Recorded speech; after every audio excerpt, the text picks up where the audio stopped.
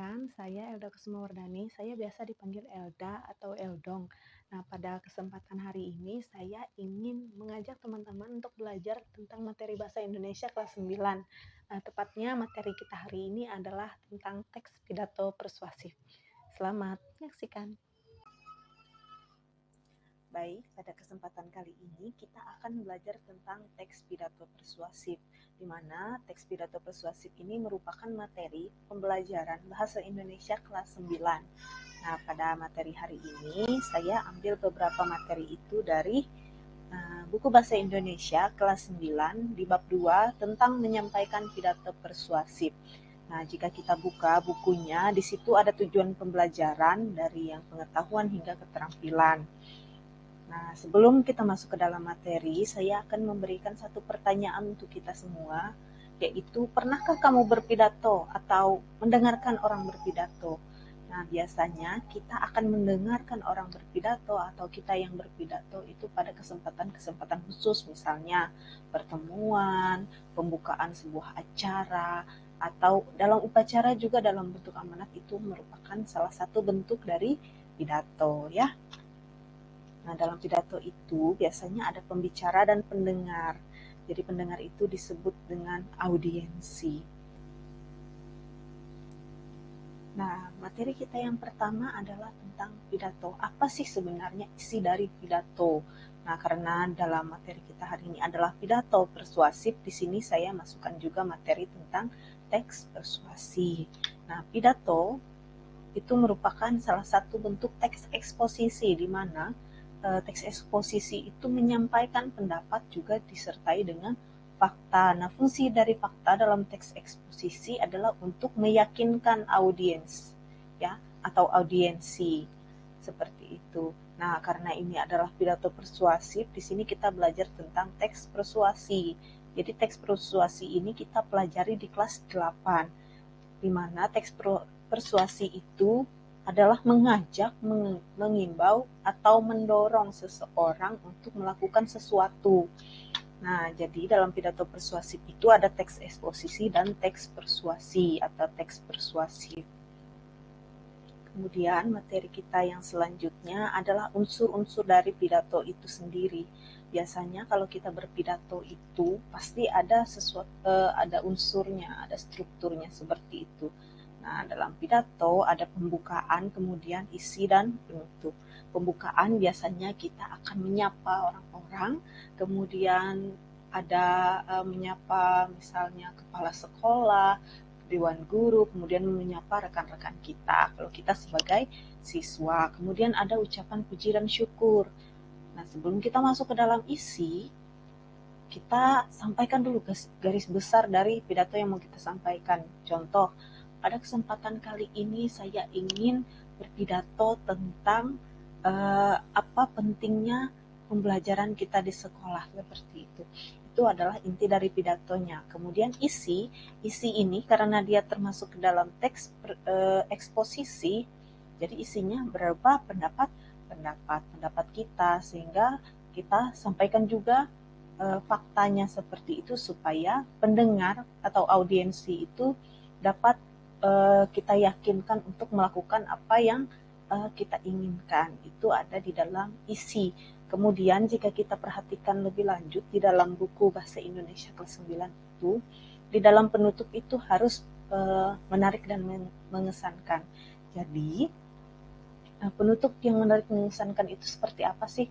Biasanya kalau kita pernah dengar orang memberikan pidato, pada penutupnya dia memberikan pantun, misalnya seperti itu, atau kata-kata bijak. Nah, itu bisa menjadi sebuah penutup yang menarik dan mengesankan, seperti itu. Bisa kita masukkan pantun, kemudian kata-kata bijak, atau pesan-pesan yang kita ambil dari orang-orang ternama atau dari keluarga kita, seperti ayah atau ibu kita, seperti itu. Kemudian setelah unsur pidato, kita belajar tentang ciri kebahasaan teks pidato persuasif. Nah, ada 4 ciri kebahasaan teks pidato persuasif. Yang pertama, nominalisasi, kemudian bentuk pasif dan kata ganti orang, kosakata, dan modalitas. Nah, untuk ciri kebahasaan teks pidato persuasif ini akan saya buat materinya sendiri supaya kita lebih terfokus ya ke dalam ciri kebahasaan ini. Utamanya adalah nominalisasi. Biasanya kita akan sedikit bingung apa sih nominalisasi itu, seperti itu. Jadi materi ini akan saya buat materinya tersendiri. Kemudian setelah ciri kebahasaan dari teks pidato persuasif, ada persiapan menulis. Nah, sebelum kita menulis sebuah pidato persuasif, ada beberapa hal yang harus kita perhatikan, yaitu ada 3 hal. Yang pertama, pelajari topik, pahami tujuan, dan pahami audiensi. Nah, yang pertama adalah pelajari topik. Nah, dari ketiga hal ini kita harus mengenal dulu apa sih audiensi, apa sih topik dan tujuan kita. Ya,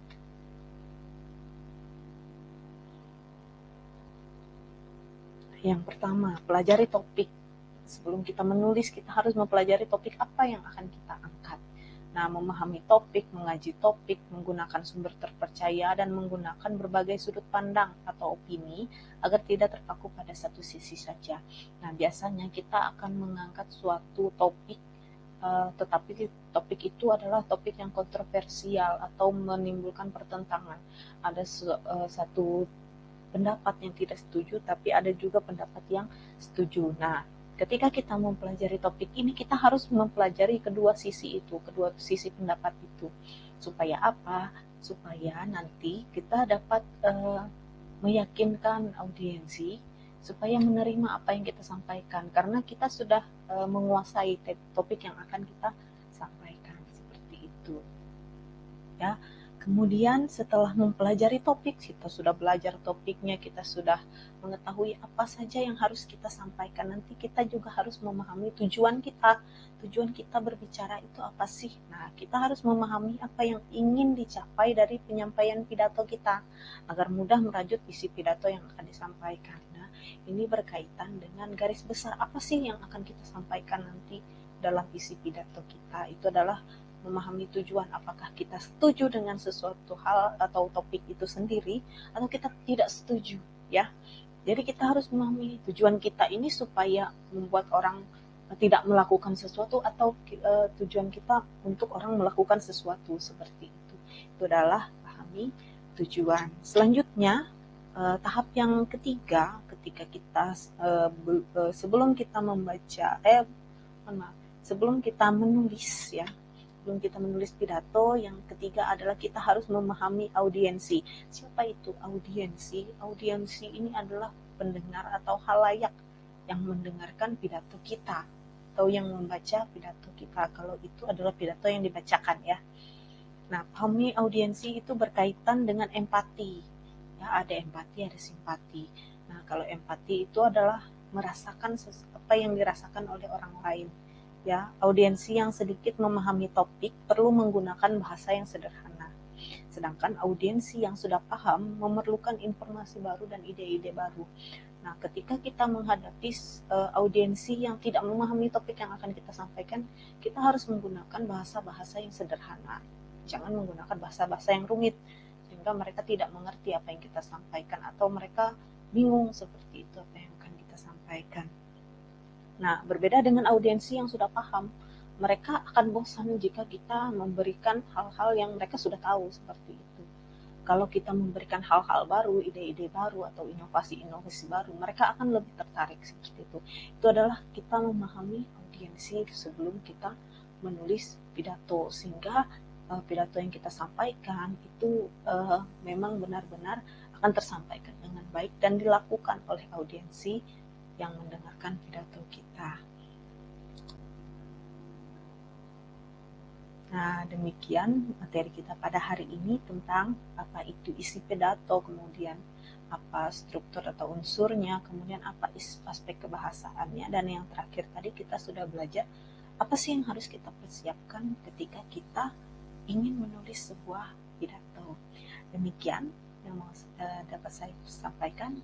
Terima kasih sudah menyimak. Semoga hari ini menyenangkan.